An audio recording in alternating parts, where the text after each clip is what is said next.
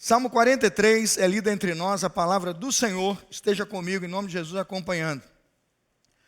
Faze-me justiça, ó Deus, e defende a minha causa contra um povo infiel.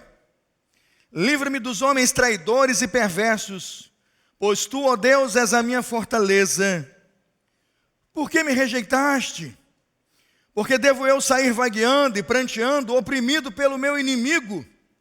Envia a tua luz e a tua verdade, elas me guiarão, me levarão ao teu santo monte, ao lugar onde habitas. Então irei ao altar de Deus, a Deus, a fonte da minha plena alegria. Com harpa te louvarei, ó Deus, meu Deus. Por que você está assim tão triste, ó minha alma? Por que está assim tão perturbada dentro de mim? Ponha a sua esperança em Deus, pois ainda o louvarei. Ele é o meu Salvador e o meu Deus. Amém? Palavras finais do salmista: ponha a sua esperança em Deus, pois ainda o louvarei. Ele é o meu Salvador e o meu Deus. Amém? Vamos orar. Bondoso Deus e amado Pai, é a sua palavra que foi lida. Por isso pedimos, ó Deus, que na plenitude do teu Santo Espírito, na manifestação e no mover do seu Santo Espírito, a sua igreja tenha por iluminação e obra do Santo Espírito o privilégio de ver interpretada a sua palavra nesta noite. Que o Senhor interprete e o Espírito Santo aplique, sim, Senhor, aplique, usando o pregador, mas que teu Espírito Santo aplique esta mensagem ao nosso coração. É o nosso desejo e oração em nome de Jesus. Amém. Pode sentar-se. Como disse, irmãos, no culto da manhã, e repito, o Salmo 42 e o Salmo 43, na minha percepção, são um salmo só. Eles, na verdade, estão divididos, e eu quero colocar aqui porque eles estão divididos, por uma questão muito simples, de que há, na verdade, alguns livros, chamados livros de saltério, e esses livros de saltério que eram entregues aos cantores do templo, estavam encadernados, eu diria assim, organizados em volumes diferentes, né? Volume 1, volume 2. O Salmo 42 e 43, eles estão em livros distintos, mas na minha percepção, eles são um único salmo. Por quê? Você pode verificar que o Salmo 42 começa narrando sobre a sede que tem o profeta de Deus, dizendo que ele tem uma sede do Deus vivo. Mas depois a expressão que vai terminar o Salmo 43, que é o Salmo 43, versículo 5, vai ser repetida duas vezes no Salmo 42. Você percebe que ele vai dizer a mesma coisa, Salmo 42, 5. Porque está abatido a minha alma, porque te perturbas dentro em mim. Quando ele repete isso, na verdade, por duas vezes dentro do Salmo, termina o Salmo 42, versículo de número 11, o que eu estou entendendo é que há uma ampla conexão e que o Salmo não pode ser interpretado interrompendo-se a leitura do Salmo ou tentando achar que, lendo o 42, a ideia do que está acontecendo está completa. A transição do livro 2 do livro 1 para o livro 2 do Saltério denota uma diferença, eu quero mostrar para os irmãos. No livro 1, o tempo todo a palavra Senhor, Deus ou Deus é Elohim, o tempo todo. Quando o irmão encontrar no primeiro caderno de Salmos, que são os primeiros Salmos, a palavra Deus, o irmão verá que o autor usou a palavra hebraica Elohim, Deus, plural. Quando muda o caderno, a palavra é Yahvé. Quando você encontrar Deus ou Senhor, não será mais Elohim, será Yahvé. Perceba que o Salmo 43 está no caderno 2, mas ele trabalha a palavra Elohim, ou seja, ele está na origem do primeiro caderno, ele está na primeira sequência de expressões, onde o nome de Deus é Elohim, e não no segundo caderno, onde ele está, mas não usa a expressão Jeová. Isso parece não ser importante, mas eu denoto por quê? Porque o Salmo 43 é um dos poucos salmos que não tem título, já notou? Você que tem Bíblias cujo os salmos são nominados com títulos, vai olhar lá na sua Bíblia agora e verá, não tem título. Veja que ele é de fato um salmo único, mas colocado em cadernos dos saltérios, em cadernos diferentes. Sobre a questão da autoria de Davi, eu vou colocar isso, porque se em algum momento eu disser Davi, e você disser, não, pastor, são os filhos de Coré, ou se eu disser em algum momento os filhos de Coré, e você disser, não, pastor, João Calvino diz que é Davi, eu vou dizer para vocês que eles estão brigando até hoje, já morreram lá no céu, eles que resolvem, eu não sei, né, de fato quem é o autor. O fato é que nós temos duas interpretações e duas escolas que vão determinar a autoria do texto. Isso é uma pesquisa, isso é uma análise. sobre grafia, sobre vocabulário, não é? Sobre linguagem, mas o debate não está fechado. Os que defendem que o texto é de Davi, e é a maioria, eles dizem que Davi está fugido ali do templo, forçado a fugir da adoração presencial e do culto comunitário, assim dizendo, porque então Saul está no momento em que está a sua maior inimizade com o rei Saul. E ali, exilado e distante do rei, ele vai produzir o salmo com saudade do tempo em que ele, com sua harpa, podia ir adorar na adoração comunitária em Jerusalém. Faz sentido, é uma tese muito forte. Você pode verificar no Salmo 43 a presença da harpa, não é? Da harpa que muito comumente usada por Davi, era tocada e toda a maneira com que Davi liderou também por muito tempo a adoração. Mas veja que a autoria dos filhos de Coré é muito forte. É mais provável, inclusive, que seja, porque tem um momento que se menciona aqui no texto e que nós começamos a perceber que há um certo exílio e a citação de regiões que não eram comuns antes ou seja, no reinado de Davi, não eram muito comuns e muito aceitas. E o texto coloca essas regiões como sendo o lugar de refúgio desses servos de Deus, fora do culto a Deus, o que seria então um texto mais pós-exílico, vindo, obviamente, das mãos dos filhos de Coré, mas lido depois do exílio. Eu vou defender aí as duas visões, concordar com ambas, sem discuti-las e dizer que uma possibilidade é muito forte, que outra possibilidade é muito boa, que os filhos de Coré, tratados em 1 Crônicas 6, 22, 2 Crônicas 20, 19, e a função deles como guardiões aí, não é, dos livros do Saltério, está registrado em 1 Crônicas 6, 32, era a missão deles guardar esses cadernos de salmos, ou seja, os hinos e cânticos do Saltério. Então eu vou acreditar que de fato há grande força para que eles sejam os autores. Vamos de fato ao texto e o que isso significa. O salmista começa no Salmo 42 com uma oração que deve ser fator determinante para entendermos por que ele canta o seu abatimento. Ele diz assim: a minha alma tem sede de Deus, do Deus vivo. Veja a expressão, Salmo 42, 1. A minha alma tem sede de Deus, do Deus vivo. Ele diz assim, versículo 2: quando entrarei e me apresentarei, versículo 2, ante a face de Deus. Seu pastor interpreta que o salmista está totalmente impossibilitado de adorar na presença de Deus ou na face de Deus no culto público. É isso que eu entendo do texto. Ele queria estar naquela adoração, que ele chega a dizer que ele caminhava com seus irmãos e seus conservos de adoração em procissão ao culto, e que isso agora não está acontecendo. Ele chega a dizer que tem saudade desse momento, dessa dança celebrativa, desse momento contemplativo do caminhar e de ir ao templo. Mas o que deve nos chamar a atenção é que ele está dizendo: quando entrarei e me apresentarei ante a face de Deus. A perspectiva que eu tenho do seu abatimento é que ele está realmente abatido porque não consegue perceber no meio do vale que está passando, no meio da ausência da adoração, a face de Deus, o cuidado de Deus. Irmãos, quem é que nunca viveu um momento em que você achou que Deus se esqueceu de você? Quem é que nunca passou um momento difícil em que você orou, Deus está tratando, está respondendo, mas que você não viu a resposta no momento em que você achava que devia ver? E você chorou e se perguntou e quase chegou a dizer: Deus se esqueceu de mim.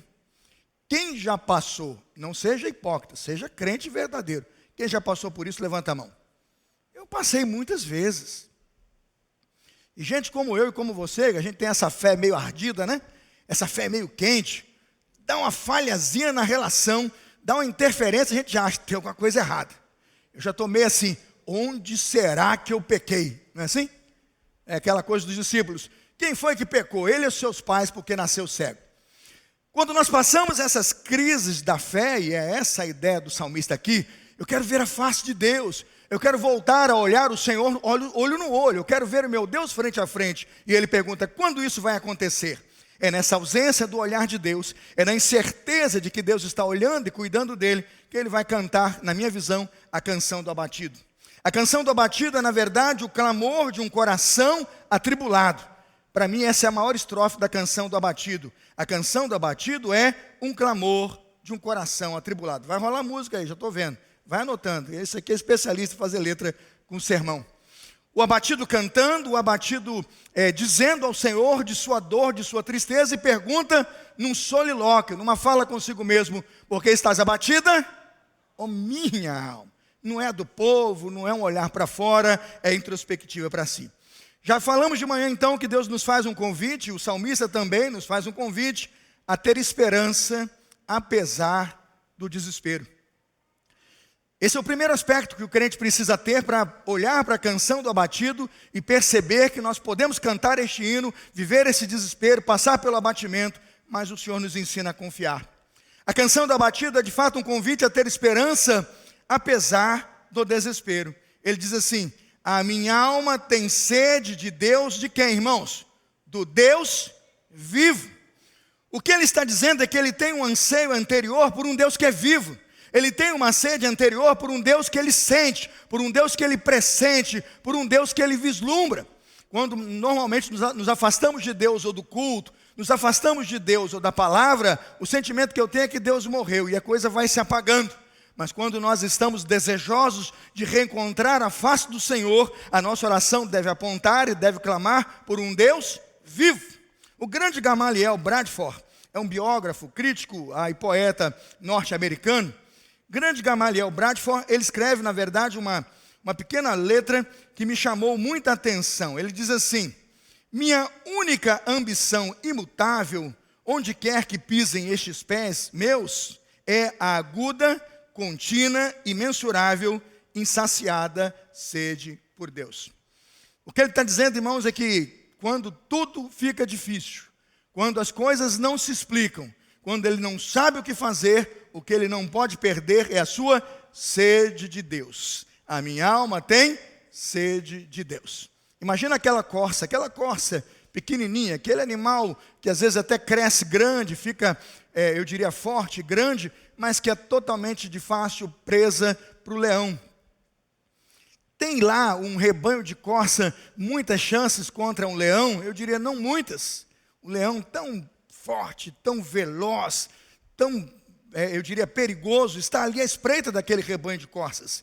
E quando de repente ele olha, geralmente a mais simples, a que mostra um menor vigor e a capacidade de fuga é menor, é ali que ele foca, e quando ele salta, ele tem uma chance. Se ele pega, está feito o serviço, vai almoçar pelo menos um dia, não é?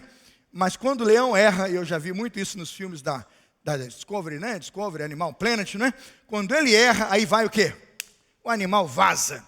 Meus irmãos, eu não sei como é que eles fazem aqueles vídeos, mas quem já assistiu o canal vê, né? E corre para cá, corre para lá, e salta e pula, até que o leão, por ser muito pesado, robusto, ele cansa, e a corça corre.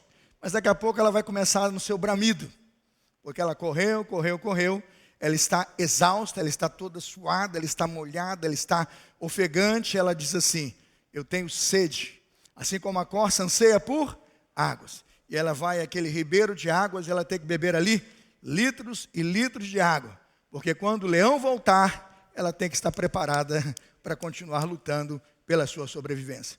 Uma outra coisa que me lembro que eu vi nos filmes do Discovery é que quando uma corça tem sede, muitas vezes é que ela se alimenta de vegetações muito rasas, muito rasteiras. Uma delas é uma árvore de mostarda pequena, que é muito saborosa, e ela procura muito esse tipo de vegetação. E os grandes biólogos dizem que esta árvore que a corça gosta tem uma serpentezinha muito pequena que também gosta muito. E ela então deposita ali ovos na folhagem, na ramagem daquela vegetação. E é interessante que a corça não faz nenhum tipo de percepção de que aqueles ovos de serpente estão colocados ali, eles são muito venenosos. Então ela começa a comer a relva, e quando ela não percebe que tem ovos ali, ela vai comer o quê? Os ovos. Aqueles ovos são de serpente venenosa, aquilo lhe faz um mal terrível, e ela começa a sentir sede, ela se vê intoxicada, e a chance que ela tem de sobreviver é correr aonde? No ribeirão. Ela vai lá no ribeirão de águas cristalinas e água. Por isso o salmista vai dizer, assim como a corça, não é? Assim como a corça, ele diz no Salmo 42, assim como a corça anseia por água corrente, a minha alma tem sede de Deus. A luta e a sede tem a ver com problemas. A questão da sede tem a ver com dificuldades. Quando o salmista diz que ele anseia pelo Deus vivo, o que pode estar ele percebendo? Ele não vê um vislumbre da face de Deus. Ele vê inimigos que lhe apontam o dedo e desdenham dele sua fé. ele passa por uma total desesperança. Mas veja o que nós devemos esperar. Confiar e esperar que no meio do desespero, Deus continua cuidando de nós. Há um autor de texto desconhecido, em que ele diz assim: mostra-me tua face, Senhor, um vislumbre passageiro da tua beleza divina, e jamais passarei ou sonharei com outro amor, Senhor, senão o teu. Todas as luzes menores serão ofuscadas, as glórias inferiores obscurecidas. A beleza na terra nunca mais perecerá, nunca mais parecerá bela outra vez. Dá-me, Senhor, diz ele, mostra-me, Senhor, um vislumbre passageiro de tua beleza divina. Que desejo tem este autor e que desejo tem o salmista de ver o Senhor. Nós precisamos, irmãos, ansiar pelo Senhor, confiar no Senhor e desejar um Deus vivo. Nossa alma tem sede de Deus porque, já disse a ministra Angélica aqui, só Deus pode saciar a nossa sede. Quando você encontrar pessoas e centenas e dezenas de pessoas esvaziadas de Deus, ou com sede de Deus, mas não conseguem suprir, ou com vontade de encontrar um Senhor, mas não conseguem suprir, é que estão buscando no lugar errado, e estão adorando e devotando um Deus errado. Sabe por quê, irmãos? Somente o Deus vivo e verdadeiro pode resolver as nossas questões mais íntimas e a nossa sede profunda. Um ídolo morto não nos pode atender. Um Deus não eterno, não soberano como o Senhor, não pode nos ajudar. Por isso ele disse, a minha alma tem sede do Deus vivo. Esse é o ensino do Senhor. Segundo princípio que quero passar, encontro no Salmo, na canção do abatido nesta noite, é que o distanciamento de Deus nos aproxima do desespero. Apesar do jogo de palavras aqui, a sentença é muito lógica. Veja, próximo de Deus, Deus e você. O distanciamento de Deus nos aproxima do desespero. Quanto mais longe de Deus, irmãos, maior o desespero. Quanto mais afastado das coisas do Senhor, da sua palavra, da segurança de Deus e das suas promessas, maior o desespero. Por quê? Porque o distanciamento de Deus nos aproxima do desespero. Dá uma olhada no tipo de desespero desse salmista. Até quando ou quando eu entrarei e me apresentarei ante a face de Deus? É desespero. Ele não tem uma data, ele não tem uma segurança, ele não sabe quando vai entrar e vai ver a face do Senhor.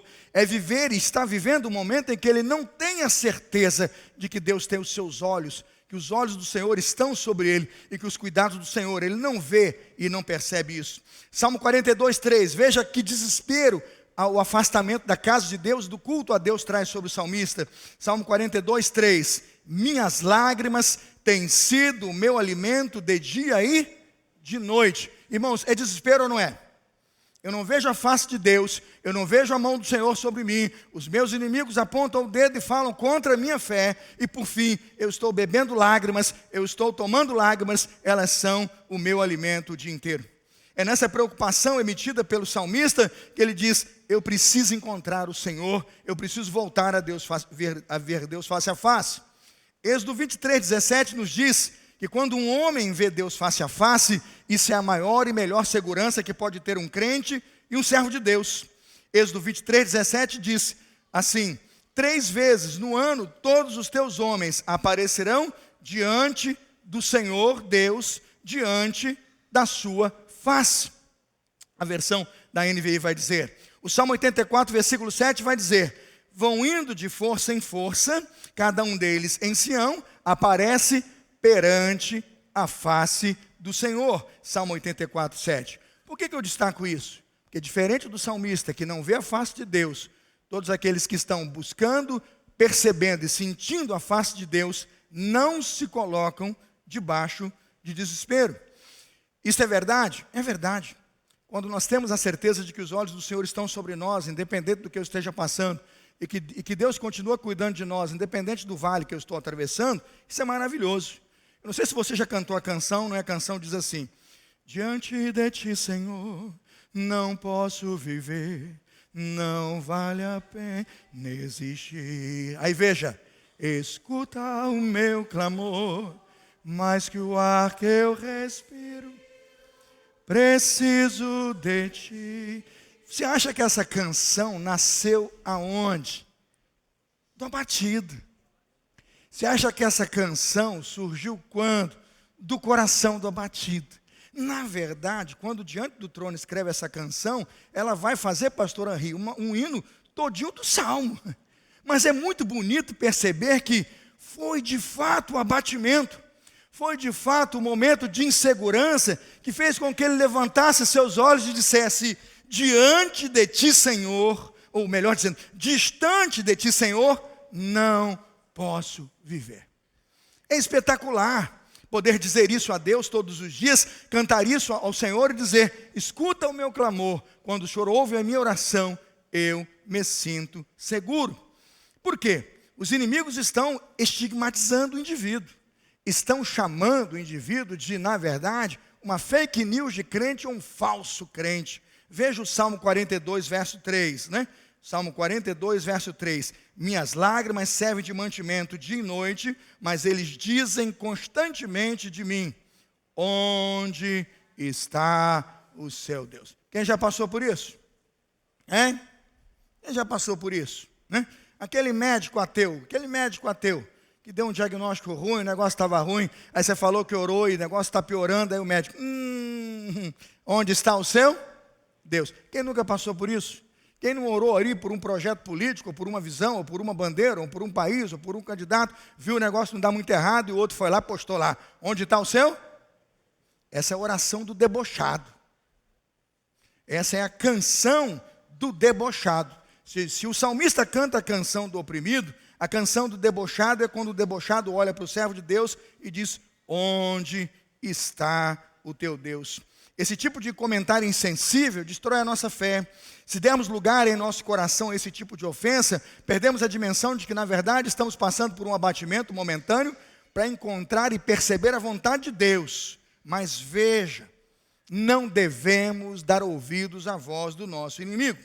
Eu me lembro bem quando uma endemoniada, que tinha um espírito de adivinhação, tratou com Paulo com arrogância, Atos 16, 17, veja que a endemoniada usava linguagem religiosa. Estes homens são servos do Deus o quê? Era um deboche. Paulo não percebe na primeira vez, e preste atenção, crente, não é toda hora que você percebe, não é 24 horas que você tem discernimento.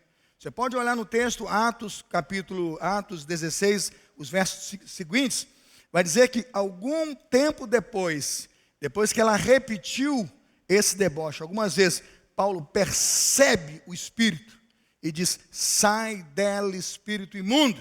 E na mesma hora o espírito o quê? O deixou. Aí veja, a canção da debochada cessa. Mas Paulo vai cantar a canção do abatido. Porque ele vai para a prisão, porque aquela mulher dava lucro, não é isso? Lucro para muita gente que ganhava dinheiro com ela. E quando o chicote comeu, ele está todo machucado. Deus visitou a prisão, há um grande terremoto. Eu imagino que Paulo e Silas estão cantando na prisão a canção do abatido. Deus meu, em ti confio. Espancado, humilhado, preso aqui, me refugio. Eu sei que o Senhor está sobre o controle de tudo. Eu vejo o Senhor face a face. Uma outra pessoa que foi muito humilhada e destratada também, sofreu acusações na cruz do Calvário, né? Uma pessoa que você conhece bem, sabe muito bem, foi tremendamente humilhado e sofreu acusações na cruz do Calvário. Não sei se você sabe quem eu estou dizendo. Abra comigo Mateus 27. Mateus 27, 41. Uma pessoa maravilhosa, bondosa, que está dando a vida pelas pessoas, que pregou a paz, que ensinou o perdão, não é? Que orou por aqueles que humilharam e o perseguiram, dizendo: Pai, perdoa-los, porque não sabem o que fazem. Que viu uma mãe ali, vendo, né? A sua mãe vendo ali o seu óbito, disse a um filho: cuida desta mãe, preocupado com toda a estrutura, pagou o preço de nossos pecados. Mas veja como a canção do debochado foi cantada para aquele que estava sendo oprimido. Mateus 27, 41, 43. Pode acompanhar, por favor, aí. Da mesma forma, e veja que são religiosos. Da mesma forma, os chefes dos sacerdotes, os mestres da lei e os líderes religiosos faziam o quê? É a canção da zombaria. É a canção do debochado. Agora, vamos ver a zombaria. Qual é a zombaria? Preste atenção, qual é? Salvou os outros, não é capaz de salvar a si mesmo. Já pensou nisso? Né? e é o rei de Israel. Agora veja o deboche pior. O que ele não podia fazer. Desça da cruz e creremos nele. Nem se descesse.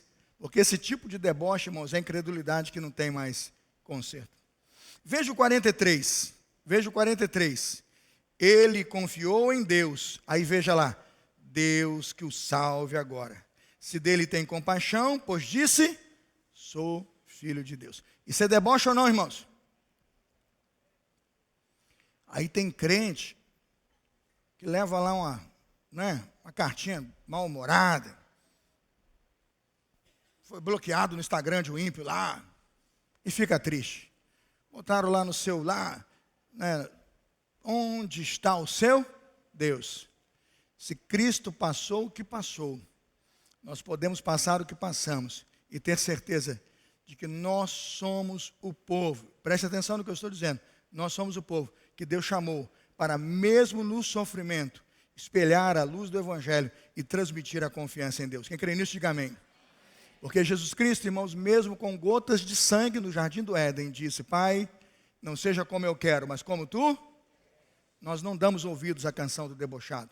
Nós não nos deixamos levar por palavras que insultam a nossa fé. Nós confiamos em Deus, apesar de, no momento, não entender o que está sendo feito, não compreender o que eu estou passando, eu vou dizer, eu vou confiar no Senhor. Há um motivo pelo qual nós podemos viver esta canção. Salmo 42, versículo 5. Por que você está assim tão triste, ó minha alma? Por que está assim tão perturbada dentro de mim? Há um motivo pelo qual eu posso confiar. Ponha a sua esperança em Deus, pois ainda o... Agora veja a expressão. Ele é... Irmãos, isso é muito poderoso. Ele é o meu... São duas coisas que estão muito claras no texto. Ele é o meu Salvador e o meu Deus. Eu não preciso de mais nada. Ele é o meu Salvador e o meu Deus. A terceira coisa que me leva a pensar aqui na canção do abatido é que, e o terceiro ensino é que a confiança em Deus é a fonte que dissipa a desesperança. Se no primeiro momento é um convite a ter esperança, um convite a vencer o desespero, se no segundo momento eu tenho a certeza de que quanto mais eu me aproximo do desespero, mais eu me afasto do Senhor, e quanto mais longe do Senhor, maior é o desespero, e é isso que a Bíblia diz. Eu tenho um terceiro ensino aqui, que a confiança em Deus é a fonte que dissipa a desesperança. É interessante e poderosa a verdade do Salmo 42:5, que acabamos de ler.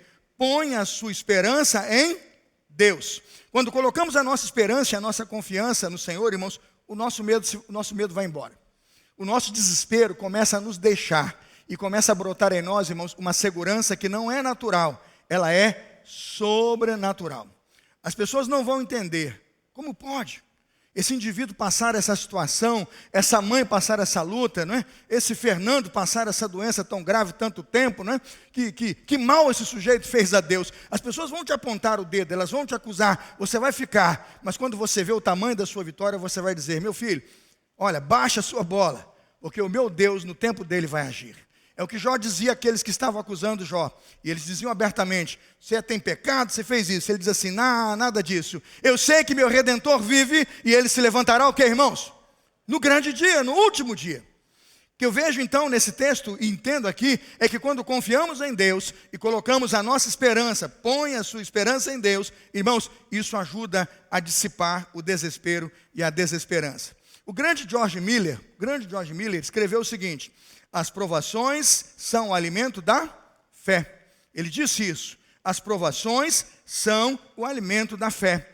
Quem não entende isso é porque nunca foi provado a ponto de entender que aquela provação fez crescer. O Salmo 42:8 vai mostrar claramente como o salmista muda do desespero para a confiança. Abra o Salmo 42, verso 8 e verifique.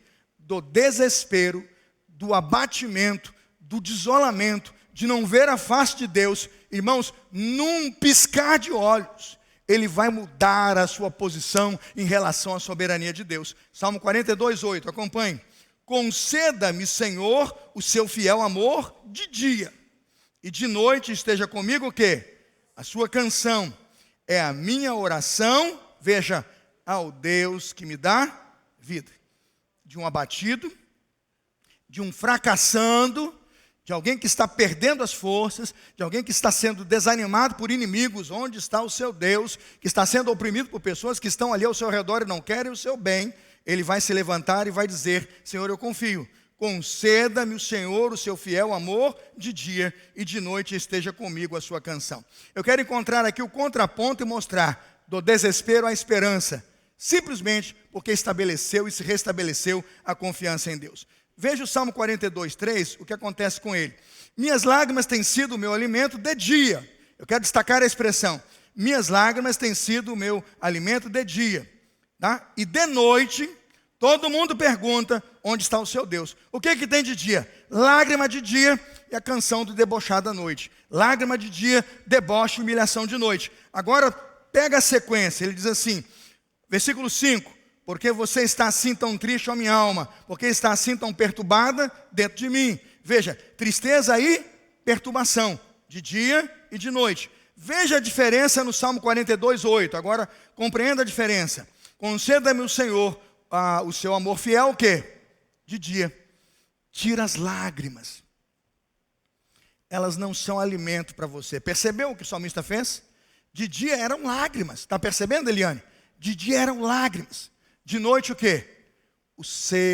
De dia, no versículo 8, o seu amor fiel. E de noite o quê, irmãos? Versículo 8. E de noite, esteja comigo o quê? Não tem canção do debochado, seu debochado. Você não vai pisar e me humilhar, porque o meu Deus esmaga a cabeça da serpente. Eu vou cantar a canção de Jeová. Amém, irmãos? Meu Deus está no céu, né? Também no meu coração. O do mundo está morto, mas o meu o quê, irmãos? É isso, irmãos. Ou o evangelho é força para vencer ou não é. Ou a palavra de Deus é sustento para vencer batalhas ou não é. Ou você vai cair no conto do debochado, no que ele fala, e vai ficar abatido em desespero. Ou você vai sair de lá e vai dizer: ponho em Deus a minha confiança. De dia, amor leal. De noite, um canto de vitória. Amém, irmãos? E que canto de vitória canta a igreja? Onde está a morte, a tua vitória? Onde está a morte, o teu aguilhão? Tragada foi a morte com a vitória. Irmãos, se Deus é por nós, quem será contra nós? Porque nem a altura, nem profundidade, nem o presente, passado, futuro ou qualquer outra criatura me pode separar do amor de Deus que está o quê? Em Cristo Jesus. Porque em todas estas coisas somos mais do que... É isso, irmãos. Se brincarmos com o evangelho, sucumbimos. Se vivemos uma vida rasa e morna, sucumbimos. O debochado vem, o inimigo afronta, ele põe o dedo, você vai acreditar no canto da sereia. Até isso eu acho que você vai acreditar. Mas se você pisa com autoridade o nome de Jesus, você diz: aqui não, Satanás. Eu confio no amor leal do meu Deus. Eu cantarei de noite e de dia as canções de vitória que meu Deus ensinou-me a cantar. Eu louvarei o nome do Senhor. Eu porei no meu Deus a minha confiança, ainda que eu não veja. Este é Abacuque, irmãos. Ainda que a figueira não floresça, não haja gado nos currais, no campo não tem mais alimento, todavia eu o que, irmãos? Me alegrarei no Senhor. E o que, irmãos? Exultarei o que? No Deus da minha... É isso, irmãos.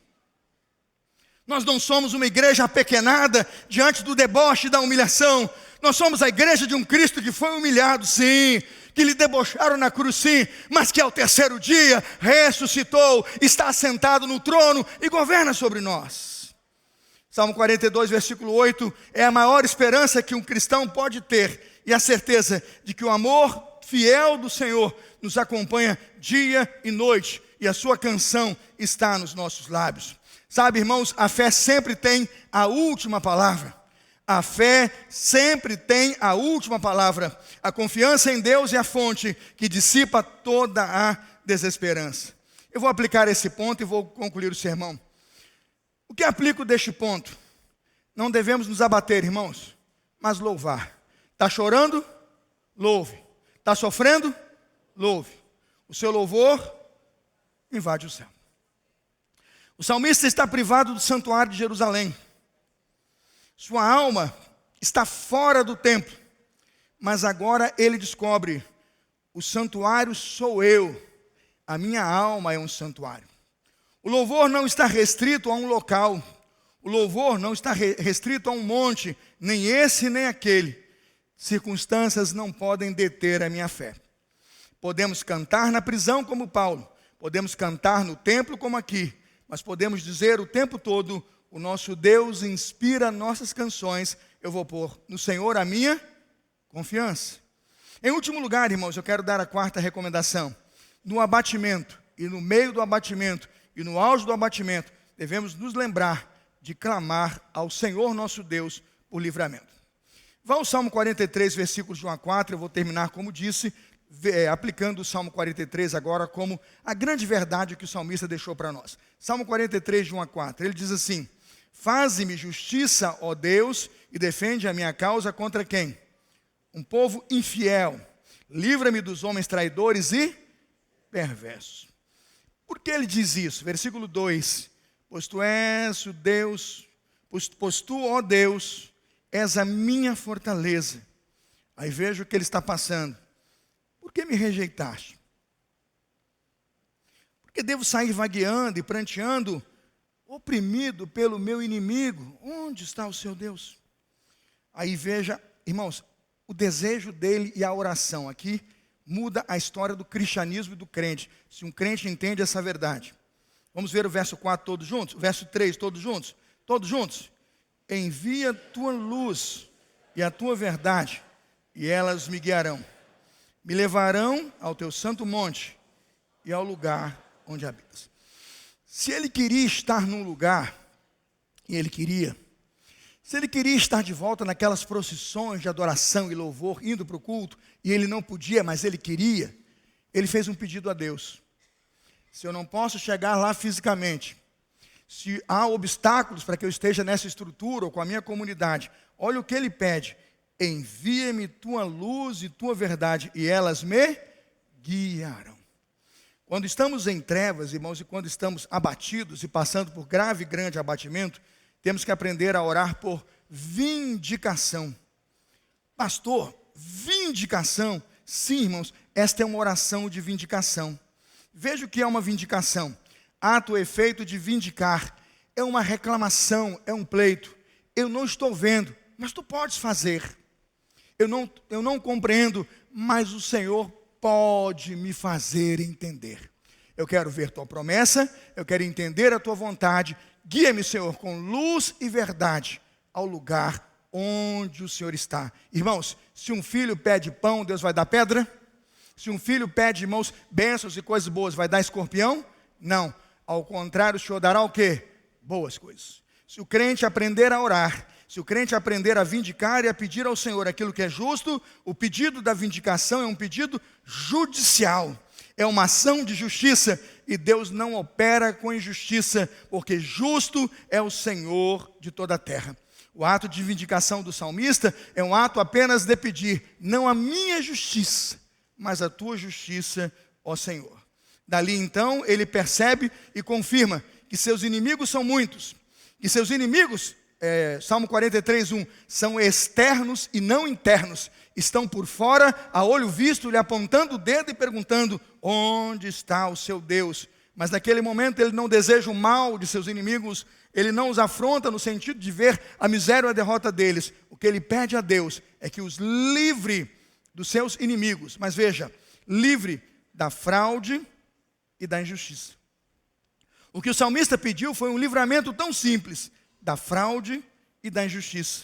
Porque Deus não atenderia um pedido para que esse povo fosse livre da fraude e da injustiça, se Deus é justo? Ele não pediu nada equivocado, tão somente o que aos olhos da Escritura era simples, bom, reto e justo. Ele vai dizer no versículo 3 do Salmo 43, e agora peço, envia a tua luz e a tua verdade. Há um lugar aqui muito especial onde nós vamos estar, e eu queria colocar aqui como ele colocou o lugar. Então irei ao altar de Deus, a fonte da minha plena alegria, com harpa te louvarei, ó Deus, ó Deus, meu e meu Deus. Ao aplicar a conclusão desta mensagem, eu encontro aqui um sentimento do que o salmista desejou quando pediu luz e verdade. Veja o versículo 3, luz e verdade me guiarão. Primeiro lugar onde essa manifestação de cura vai acontecer. Salmo 43, 3.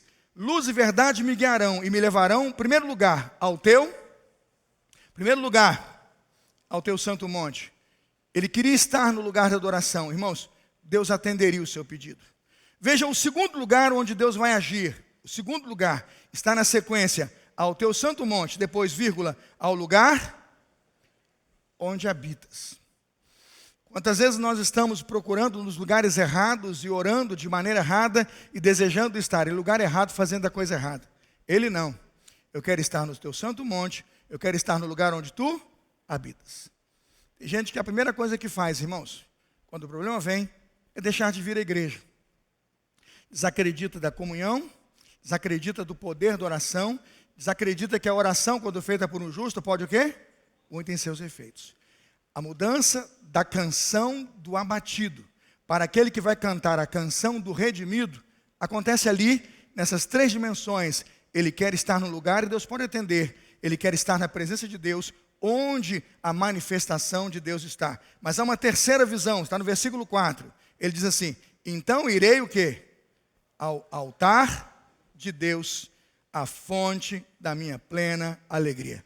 Vocês creem que isso aqui é o altar do Senhor, sim ou não? Então aqui é um bom lugar para buscar o Senhor.